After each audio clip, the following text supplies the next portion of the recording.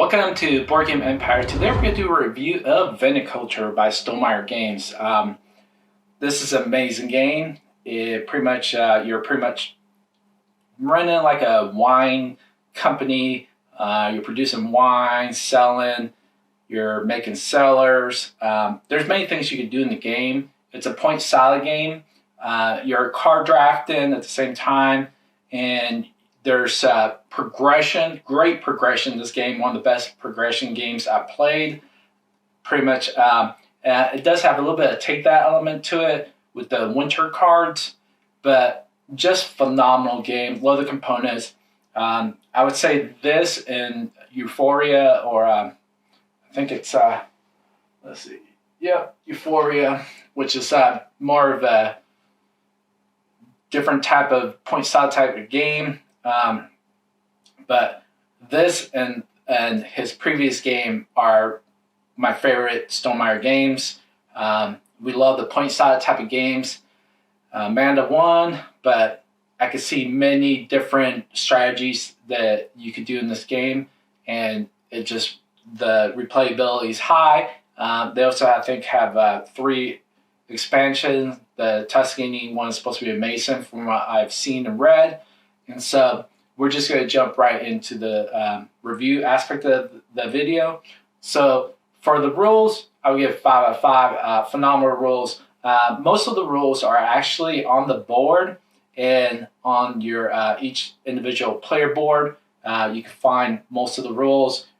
There's some part of the rules that you're going to want to, like the build-in references, which there's a indicator right here that you just have to remember, and so a lot of times you just go have it right there, unless you go to probably BGG has its own, and then you can just make it probably in, I'm guessing they have it in card form, where you just print it out on PDF, laminate it, and then just cut it.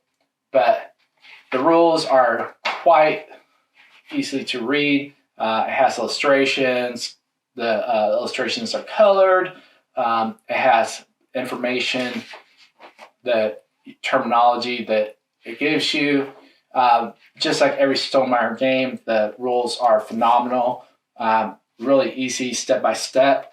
So 5 out of 5. Component quality, 5 out of 5. Great components. The wood are nice and clean. There's no areas that are, where you could cut yourself or get splinter. So they're sanded down and done well. Also, the meeples are different enough colors which you could identify your own meeple. Each individual wood piece looks different enough that you could distinguish it from the others.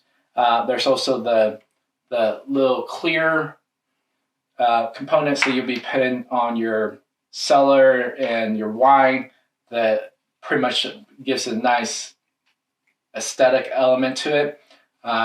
There's also the currency. Probably get the metal coins eventually if we play this enough.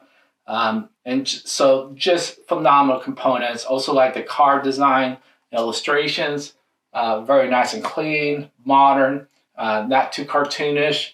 So just goes well with the whole theme. Also like the little scroll here and the illustration on the main board. There's a lot to like in this game. So phenomenal components, 5 out of 5. Overall experience, I'll give 5 out of 5. Love the experience. Just a lot of elements you have to remember. There's one element that I kept forgetting was I think it's like the give your tour, or it was to score a point. Oh, when I pretty much planted the vines, I get a point. I kept forgetting that aspect of the game. And so you just have to remember. So I'm guessing eventually I'll just write a note and just remember each time, so that way I don't forget. But we play so many games, and then a lot of the rules and component, aspects of the games become similar, and so you have a tendency to forget certain ones. So experience 5 out of 5. So the mechanics, I would give 5 out of 5. Great mechanics, like I said. The downtime, I would say probably 30 seconds to 2 minutes. Also, the progressions, one of the best progression games we played, if not the best.